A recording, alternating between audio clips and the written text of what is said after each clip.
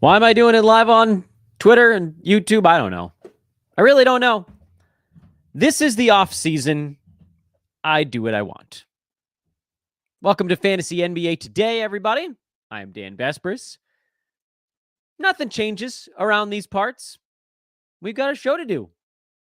My personal hygiene may slip even more. Those that are watching live can already see it happening in real time. Take care of your damn beard, Dan. Well, this is what happens. Manscaped doesn't sponsor us in the off season, so I just stopped taking care of myself. Ugly mug. All right, so here's the skinny, everybody. Season's over. Fantasy season's done. Playoffs begin tomorrow with the play-in tournament stuff. And then we go to the playoffs, and then we roll our way through. The generalized schedule of the offseason is play-in, playoffs, draft, free agency, long dead period, NBA Summer League, training camp, ramp up. It all sounds so brief and fast when I say it like that, but it's a haul. From our standpoint, the offseason is a little bit different because there's not a huge reason for us to cover the playoffs in any strict capacity. We'll do some light betting chatter on the playoffs as we rumble our way through. It's just something I like to sort of keep my eye on. I got Lakers, Pelicans, and Warriors, Kings on Tuesday. We've got, initial brackets set for Tuesday, Wednesday. We'll get into the lines on those games a little bit on the day of the games. And we might look at some series prices as well, just because it's fun. I have a history of betting, and this is sort of a time of a year where I can bring some of that to you guys. In addition, this is a time of year where we need to do a pretty strong look back to kind of see how the season went. Was it a successful year by and large? By the way, short answer there is yes, it very much was. I was in 5 ? Cash roto leagues. One of them is a keeper league where this is a rebuild year for me. The other 4 cash roto leagues, I did no worse than getting my buy-in back. I think there was a buy-in back, second place and 2 first places in those 4 leagues. And usually, if my teams are dunking, that means your teams are dunking, because most of what I do, I talk about on a podcast. And then you guys can all do it too. So we're going to go through how the season went. My favorite part of going through how the season went is trying to figure out the players that ended up on some of my teams that were bad. Meaning, how did we end up here? One that pops to mind quickly is Darius Garland. How the hell did he end up on 2 of my teams when he wasn't on any of my boards? He wasn't on the old man squad board. He wasn't on the, I think this is going to be a good board. He was almost on the avoid board, and I didn't quite put him there because I thought he would be fine, but unspectacular. Everybody was looking for assists in the 30s or whatever it is. And I thought, what's worst case scenario? Like 50-something? Nope. How does that guy end up on my team? I don't know. Today, I don't know. But on a future show, we'll tell you, give you a good rundown of how it all happened. We will be going through the Dan Vespers Old Man Squad in excruciating detail. We will be going through the Yahoo boards in excruciating detail. We will have many a show that's just exclusively dedicated to lessons learned from a season gone by. Those are some of my absolute favorite shows to do, because now is the time when we can pause the game. This is like if you're in the middle of a sporting event or anything, honestly, because in a sporting event, you can take a timeout. But in video games, you can press pause as well. This is like our ability to take the season and pause to say, what are we missing? We're caught up in the micro, minute to minute, day to day, whatever it is, week to week. If you're in head to head, you're so caught up in the micro. How do you pause that and step back and say, what am I doing wrong right now? How do I get better at this? And maybe, how can I just avoid it altogether next year? There's always a handful of ways. Some of the lessons that we'll talk about will be ones that we've mentioned in the past, things that need to be reiterated, either because I personally did them again, or they're just so out there and obvious that they need to be restated. Some of them will be new. Some of them will go with the grain. Some of them will cut against the grain of what's being discussed in the fantasy community at large. And the honest truth on that is, I don't even really know what the grain is. I follow Twitter, so if people are saying things on Twitter, I might see it. But otherwise, I don't really know. So, the good news for you guys is nothing I say is ever going to be really clouded by anything being said out in the community, because I don't have the presence of mind to go find it. I don't know what the hell is going on around here. So all of that is coming up. We're going to have team reviews and then team previews. The reviews, we try to look at each team individually and basically give them an entire show to see who performed well, why, and how that relates to players we've maybe already talked about a little bit. This is a low-pressure time of year, that's for darn sure, because, seasons are wrapped up. What I would ask here, before we dive in, oh, by the way, we're also going to have a show at some point this week or next week where we're going to talk to the big dog, Aaron Bruski, about how his extraordinarily high buy-in leagues went, because that's usually a pretty good kind of cross-section data point, maybe a better word for it, as to how the B150 did in a given year. Did it lead to Aaron winning tens of thousands of dollars? Yeah, probably went okay. So we'll talk to Brew. We'll get some fun stories about the end of the season in leagues where people are trying to win $15,000 to $20,000 on the last day of a roto league. That's crazy. We'll go through some of my own leagues. Also, if you guys are interested in it, I don't even care if you're interested in it. We're going to do it anyway, because I got like 120 shows to fill here. And that means some of them are probably going to be big winners, and some of them are going to be, oh my goodness, I'm out of ideas. And we're going to talk about this today. To that end, what are we going to talk about on the very first day of the offseason? Well, I thought I'd go with kind of a Occam's razor. Simplest solution is often the correct one here. The simplest solution to the question, what are we going to do on the first day of the offseason, is talk about the last day of the season.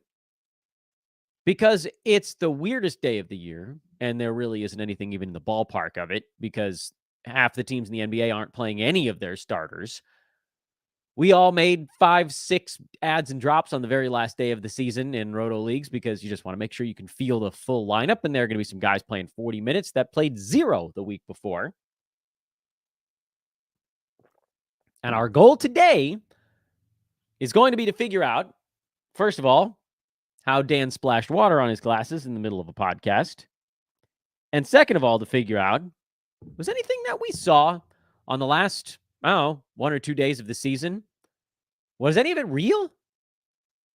I don't even know what I look like without glasses. I'm trying to look at the image, but I don't know. Oh, they're back on. I can see again. So let's do this. Let's throw up the last day of the season's box scores, almost like we're doing a regular show here. But instead of going through the games line by line, the whole deal, blah, blah, blah, instead of doing all that, we're going to blitz through. But we're going to stop at a couple of junctures along the way and talk about players that have a path without anything significant changing for them. Because, yes, there were 15 games. We're not going to really talk about all 30 teams on this show, but there were a handful of spots of guys that need our focus or deserve our focus as we trickle towards the offseason and then next year. What about the Charlotte? And we'll go through the games one by one. Charlotte, Cleveland. Big games for JT Thor, Marcus Bolden, Leaky Black, Nick Smith Jr., Bryce McGowens. Does any of that matter? It does not. It does not. And I'm not even going to give you reasons why, because there are like 9 guys out for Charlotte. Cleveland, big games for Max Strus, who triple-doubled in this one. Isaac Okoro, George Niang. Does any of that matter? Yeah, you know what? I think it actually does. I think the Max Strus stuff does matter. And he was a guy that I took heat for being maybe a little bit too high on. And look, I'll wear that. But the other part of the Max Strus story,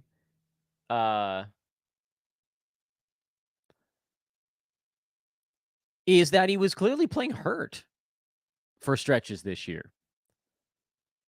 And over the last stretch of the season, when he came back playing better, he shot 46% instead of 41%. And he was right around the edge of the top 100. So, I don't know what a deep explanation is going to do here. And yeah, obviously at the beginning of the year when he was cruising along at like a top 60 clip, some of that was because some guys were out, which, look, I mean, that could happen again. And, does he step into a slightly larger role? Maybe. But over this last little stretch, since coming back from injury, he was about 12 points, 2.5 threes, 5.5 boards, 5+ assists, a steal, stopped blocking shots on 45.5% shooting from the field, 83 at the free throw line. Max Strus profiles as a guy going into next year whose role is, at least for the moment, seemingly not in any sort of grave danger.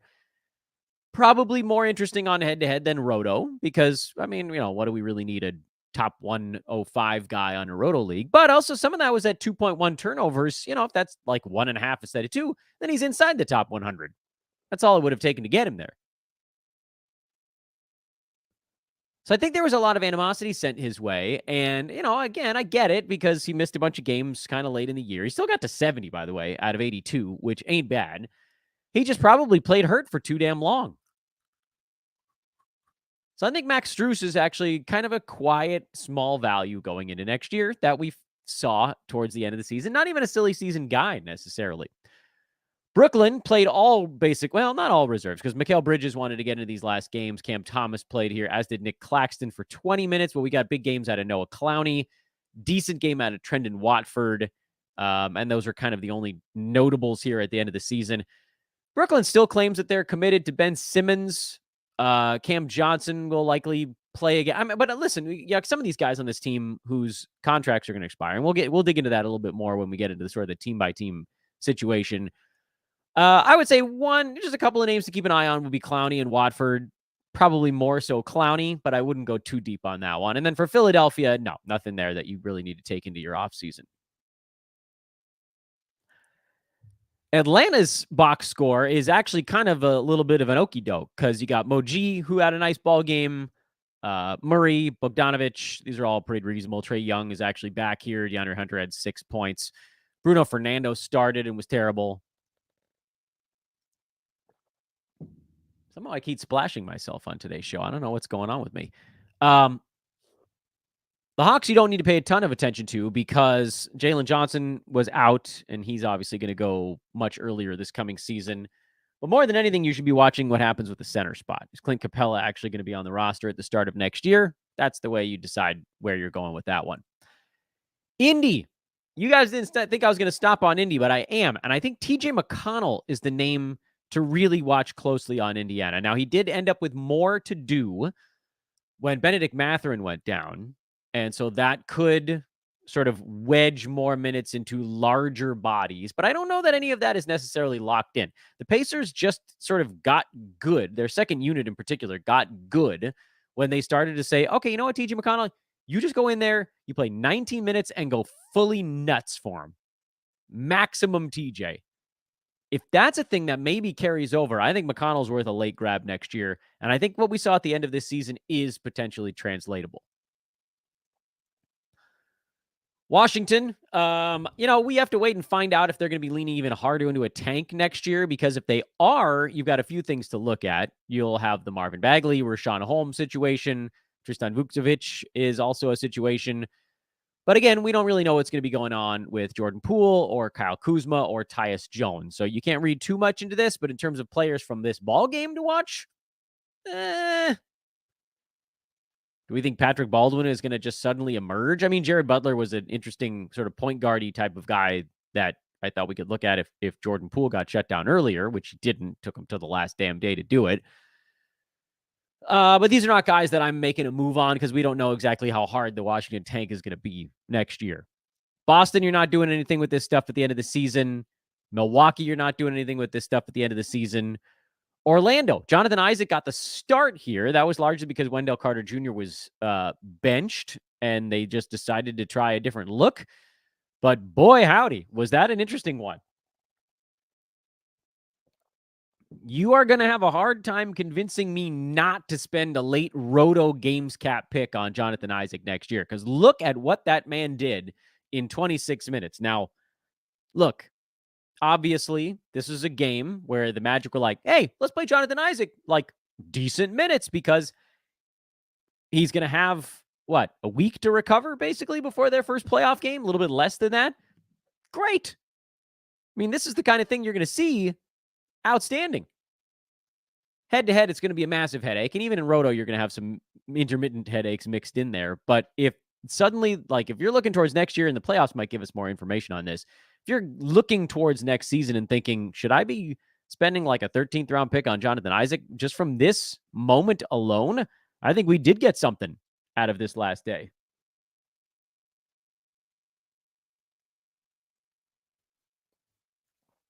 Cool. Toronto, they were in full tank mode, so I don't think you need to read too much into it. I'm not a Grady Dick fantasy guy, not a Javon Freeman Liberty fantasy guy. There's too many pieces that were missing for this one, so no. But again, looking at Scotty Barnes, he'll have a gigantic role next year. Presumably, Emmanuel Quickley have a pretty big role, likely to get overdrafted because of his scoring. Same with RJ Barrett. Gary Trent should be able to do enough, and then questions on Jakob Poeltl and Kelly Olynyk will creep in. But we'll deal with those when we get there. Miami, not super interested in deep diving the Heat right now. Chicago, I mean, presumably Zach LaVine will play again at some point. That's going to throw a wrench into whatever they got going on next year. Is it going to crush Ayo Dosunmu? Is it going to crush Kobe White? Is it going to crush nobody? Is DeMar DeRozan even going to be back?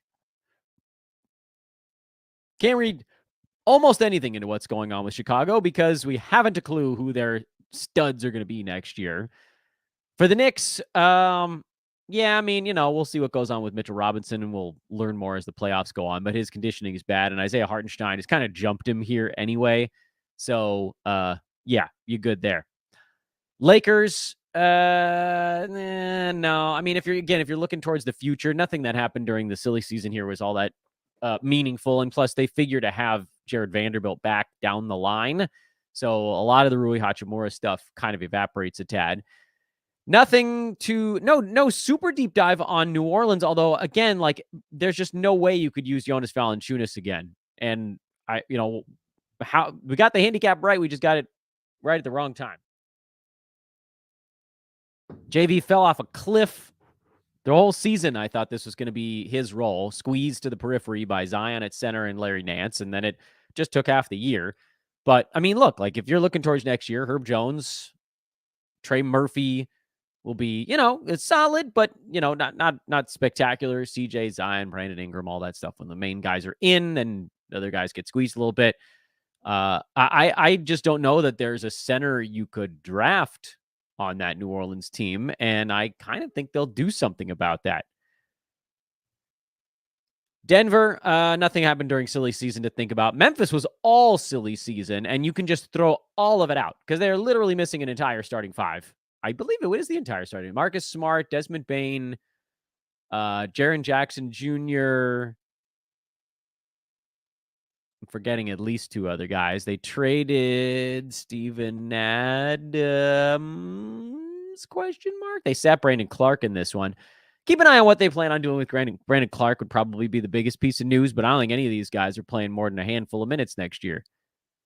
Portland, similar story. I know they're in tank mode, but like we saw DeAndre Ayton mostly play down the stretch. The only guy that played down the stretch for Portland that will play good minutes next year is probably Scoot. And I don't know when the hell he's going to get drafted. Probably too early, but he's a guy to keep an eye on. Kings, I would wait to see if they clear out room for Keon Ellis. Now, they obviously badly miss Malik Monk because they just have no firepower when De'Aaron Fox hits the bench these days, or at least not consistent enough firepower. And Keon Ellis is not a guy that's going to fill the firepower void. Malik Monk was that guy. So I'd say keep an eye on Keon Ellis. He's an interesting name that popped up here during silly season that could pose some sort of value down the line. Utah is a tough one because Taylor Hendricks had value like 1 out of every 4 games, and that's with the entire lineup out, basically. So again, you're missing in this ball game. They didn't even play Colin Sexton, but he played most of the games down the stretch. So Colin Sexton, John Collins, Walker Kessler, Lauri Markkanen, the list goes on and on and on and on and on.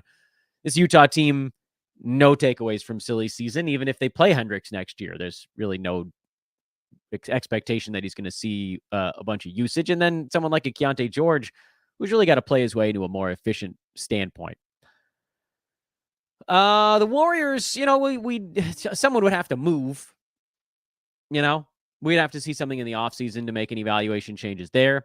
Detroit, Jalen Duren presumably will be the main guy in the middle, so this giant James Wiseman game doesn't really click onto the radar.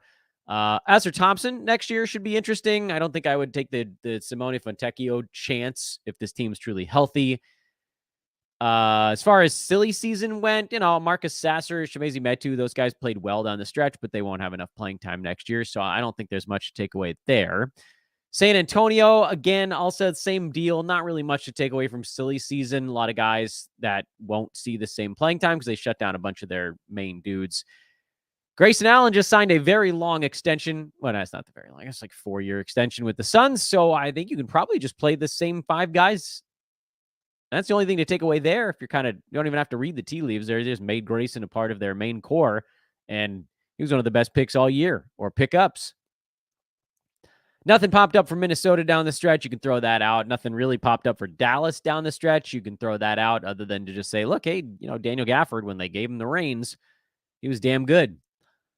Nothing for OKC. Houston was interesting because we got a big fat dose of Amen Thompson down the stretch, and he was awesome. I don't have a clue where that dude's going to get drafted next year, but it feels like they're going to have to carve out some kind of time for him.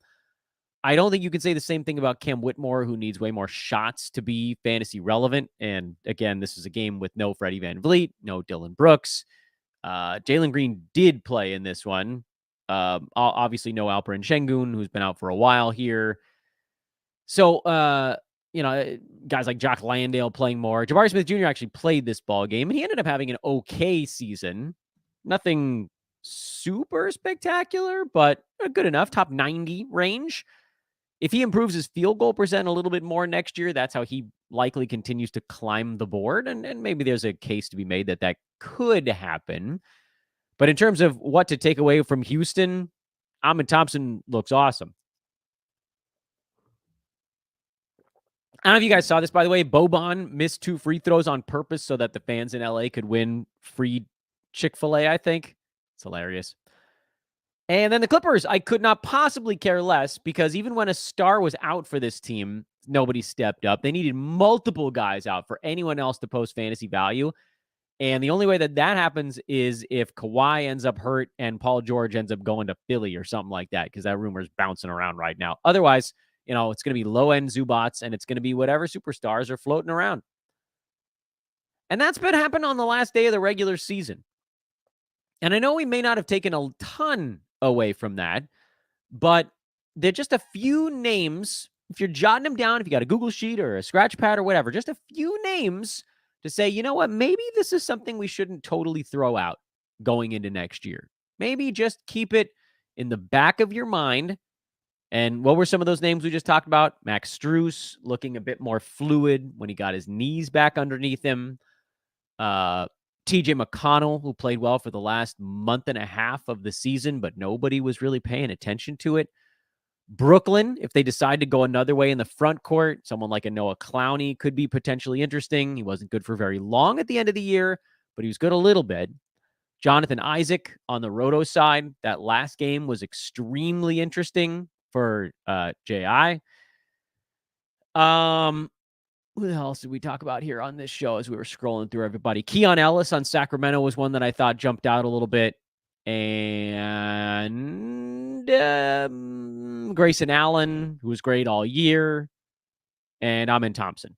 So those are your kind of like guys that did a bunch of stuff the last anywhere from 1 day to 6 weeks that I think we shouldn't just completely throw out. And I think that's kind of the main thing to take away from today's show.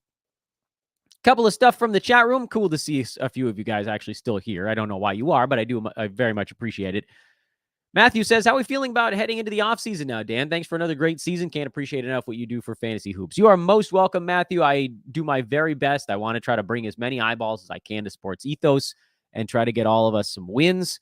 Ultimately, the B150 is going to be the thing that carries us all here at Ethos. So I hope you guys have all checked that out at some point over the years.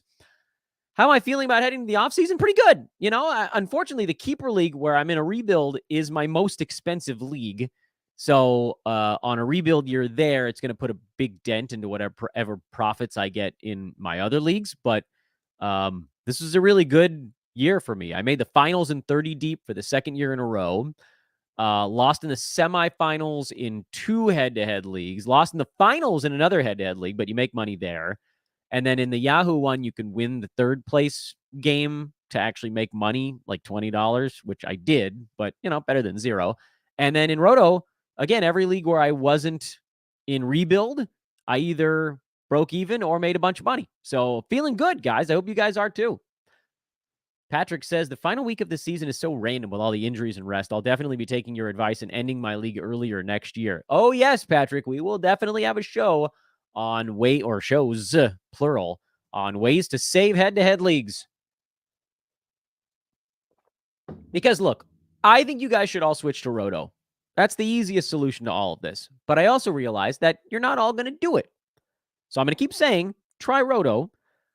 But if you don't, we have to come up with solutions on the head-to-head side. I thought Josh had a really good one with instituting head-to-head weekly games caps so that you can't just stream all day, all the time. And if someone gets hurt on your team, you can kind of fill in those missed games somewhere else. It minimizes the impact of rest days and injuries. And that's kind of what you want to do. Not that they can't have some impact, because, like, look, if your superstar goes down in a head-to-head league, you're going to have a harder time winning. But it shouldn't be because your opponent just not only because you're missing your superstar, but also taking 4 zeros. In a games cap, you lose your good guy, but you can plug in your, 12th best player. So at least there's a drop-off from very good to serviceable instead of from very good to goose egg. So that's helpful. And then, Patrick, what you're talking about is got to end it early. I thought 3 weeks would be enough, but it might actually need to be 4. What up, Dan? Did you see Boban miss 2 free throws on purpose? I did. Corn dogs, Jackie. Corn dogs, Matt says. Yeah, Boban's the man. I wish I knew how many times over the course of a year Chick-fil-A has to do that promotion. But by the way, this is like one of the things that I want to be part of the All-Star break. I know everybody's like, how do you fix the All-Star game? And a lot of people are like, scrap it all together. And I think full, like, Super Smash TV. Do you guys remember that game for regular and Super Nintendo? Where, I mean, it wouldn't be NBA players trying to, like, kill their way out of a video game. But that kind of thing where there's just like stuff flying from the sky and people running at them. In the All-Star game, I want like 5 dudes in like miscellaneous rainbow colored jerseys just come running out on the court and try to defend. And guys have to go like 5-on-15 for a play. I want 10-point things lighting up on the ground. I want like a chicken logo at center court. And I want Steph to pull up and hit a shot from the chicken logo when it appears for 10 seconds. And if he makes it, I want freaking Chick-fil-A nuggets to literally fall from the rafters. Give me all the lunacy. Timbo says, hey, I won my league yesterday. Thanks for the advice. You're welcome, dude. I'm glad you did. Brian says, same as Timbo. That's outstanding. You guys winning fills my tummy with joy. Almost as much joy as eating nuggets and corn dogs. Razor says, is Hartenstein the starting center next season? Boy, it sure looks like it, doesn't it? Luckily, we don't have to know yet. They'll reveal that during training camp, but sure seems like he's worth the draft pick next year. Metalhead, I thought that said Meathead. Metalhead says, would field goal percent and free throw percent be the most scarce category on waivers? In this case, is it best to just forego these categories if you missed out on players that are strong on these during the draft? Yes and no. They are very hard to find impact players for the percentages on waivers as the season goes on, because a lot of the guys you pick up are not going to be big volume dudes that can swing that hard in one direction or the other. So that part is true. In Roto, the solution there is you just can't afford to miss out on the players that are good in those. You can't lose both percentages in Roto and still win. You have to be somewhat successful. Head to head, you can, because the week-to-week variability of it makes it so that even if your team is not great at it, you can still sort of wiggle your way through. And sometimes having, one big guy you pick up off waivers that goes 3 for 4 in 4 games during a week, that can actually swing it. So I would say yes in general, but I also wouldn't avoid taking the plunge on guys that are decent in percentages just because your team isn't that great at them in the moment. I always tell this story of a year. I don't remember what year it was. I'm sure I could look it up. All right, let's look up Jonas Valanciunas. I want to figure out what year. There was one season where he missed like 6 weeks with a really bad ankle sprain. I think that might have been 18-19, possibly 2018, 2019 with Memphis and Toronto. He got traded. That sound right? I think that's right. So I think it was 18-19. He got traded from Toronto to Memphis mid-season and had a bad ankle sprain with the Grizzlies and missed like 20 ball games in the middle of the year. I'm in a league. It's a private league with friends with only one IL spot. At that point, it wasn't even IL plus, but that doesn't really have a bearing on this. And JV got dropped because in Toronto that year, he was playing 19 minutes and he was like a top 90, top 100 kind of guy. So that guy being out for 6 to 8 weeks, you don't hold a top 100 guy for that long. But in Memphis, it looked like his job was going to be bigger. But the team had 3 or 4 injured players in a head-to-head league, meaning they were just wearing it and had to drop him. And so I stashed Jonas Valanciunas for 6 weeks, barely hanging on. Got pretty lucky that other guys on my team didn't get hurt, because then I probably would have had to drop somebody too. And I went on and won rebounds and field goal percent in 1 or 2 playoff battles after I thought I was punting them. Now, admittedly, someone like JV popping up on the wire with a 26-minute per game outlook where he was shooting 55% on really high volume that year. That's the type of guy that's not going to pop up on waiver wires very often, but you just never know what's going to surface. And it's one of the reasons that I loathe punting from the beginning of the year. Loathe it. Mid-season, okay, fine. If you get to January and your team is just dog doing something, yeah, move on. The big-time player probably isn't going to pop up. Maybe someone emerges during the silly season, but hopefully we've ended our year before that creeps in. So on and so forth. What round do you think Jalen Johnson will go in category leagues next year? I'm keeping him with a 9th round. Yeah, that's a good play in keeper leagues. I actually get to keep him with a 15th rounder in one of my leagues next year. I say that's the rebuild year. That's the rebuild team I was talking about. I put some money in the piggy bank this year, but now I get to reap the rewards. I think I've got Kobe White in like the 13th and Jalen Johnson in the 15th and Jalen Duren in like the 12th or something like that. Oh, yes. Dano's team is ready. However, I think he probably goes in the 5th round next year. I know he got hurt a bunch, but is there any reason to think that Jalen Johnson won't be able to repeat what ended up being basically a top 50 valuation this year? Like, what do we think is going to get worse? Field goal percent? I don't think so. He means mostly dunking. He hits a 3-pointer, but most of his shots are in front of the rim. You could even see his free throws get better. What if they give him more to do? I like the more to do. I think he'll go in the 5th round next year, and then people are going to have to hope that he doesn't turn an ankle every 3 days, but that's my guess. How high do you think Wemby gets drafted next year? I think he goes top 3. The fears on Wemby, probably whether or not the Spurs are actually competitive. He ended up playing in 71 games this season anyway. So, right up there with the guys at the very top of the board. And over the last month of the year, he was number 2 behind Nikola Jokic. Yes, a lot of that was on the shoulders of 4.5 blocks per ball game because he was bad in both percentages and turnovers. Hopefully those things improve for Wemby.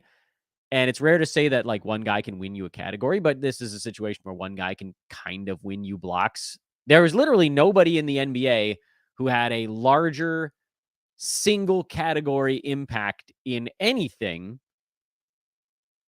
than Wemby had in blocks the last half of this year, basically.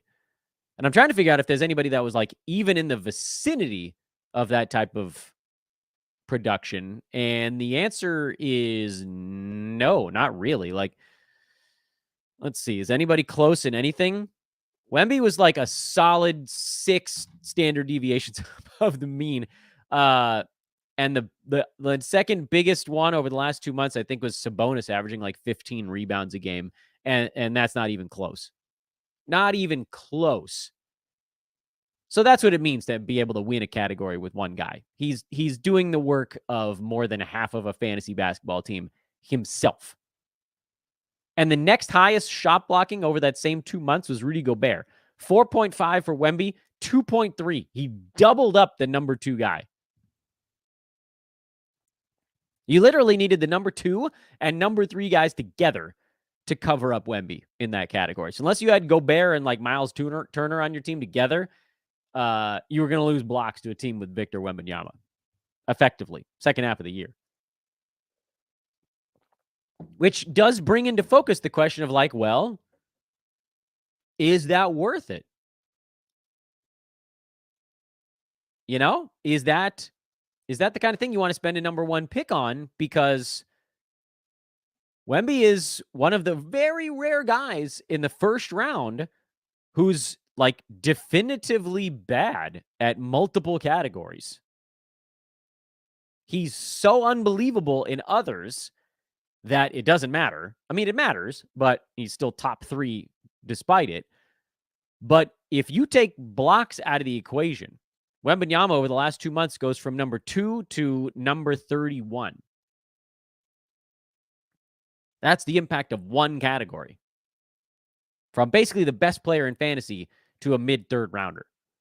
And this is kind of like the JJJ phenomenon last year. Now, I'm not going to say that Wembanyama is going to vanish off the face of the earth the way that Jaren Jackson did for the first half of this year. But what if? Where did JJJ finish this season? Jaren Jackson got up to number 53. He only blocked 1.6 shots per game. What if, that's like half basically of what he did the year before. What if Wembanyama goes from 4 blocks a game down to 2 and something? He's not going to fall to 30-ish, but it's that same thing where it's like, am I going to spend a top 3 pick on this dude who's not helping me in field goal percent, actually hurting in that? Kind of neutral in free throw over the course of the year, but late in the season, he was actually a negative there, and his turnovers are out of control high for a guy who only averages 3.5 to 4 assists a ball game, who was not, for most of the year, that large of a positive in scoring. This is not me trying to say you shouldn't take Wembanyama at the top of the board. I just think there's still better choices in that top couple. And I think he's going to go first in a bunch of spots. And then people are going to be like, this is the most fun thing ever. And they're going to be right because he's insane. And he's putting up lines that make you cackle maniacally with noises you didn't know your body could make. But also, if you take blocks out of the equation, his numbers are kind of, 24 and 12. I like it. But 46% shooting. He had the lowest field goal percent of anybody in the top 10 over the last 2 months of this year. Again, I'm looking at like when he was on his absolute biggest heater. His best stretch of the year was the last 2 months. Of anybody in the top 10, he had the lowest field goal percent at 45.7. He had the second lowest free throw percent of anyone in the top 10 over that stretch. In fact, he was tied with LeBron, who was number 10. What an end of a season for LeBron, huh? Woo, he stuck the whole thing in my face. I thought he was going to fade this year, and he was perfectly fine. And that's all well and good and everything, but it's pretty weird that Wemby had either the worst or tied with the worst in both of those.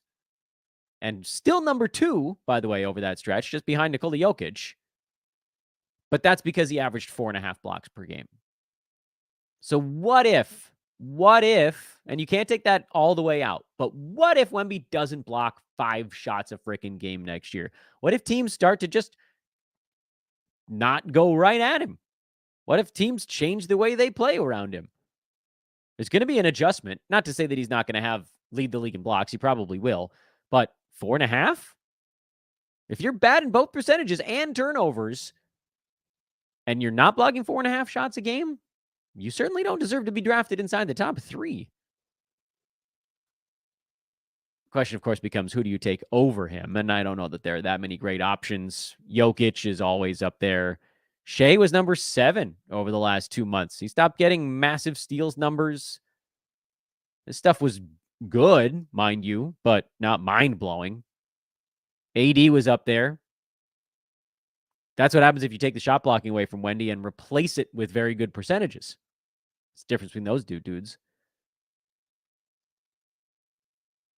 Certainly gives you a lot of options. If you take Wembanyama, you never have to take another shot blocker as long as your draft goes. But, yeah, I mean, I get it. He's going to be super fun. But is it going to be worth top 3? We'll see.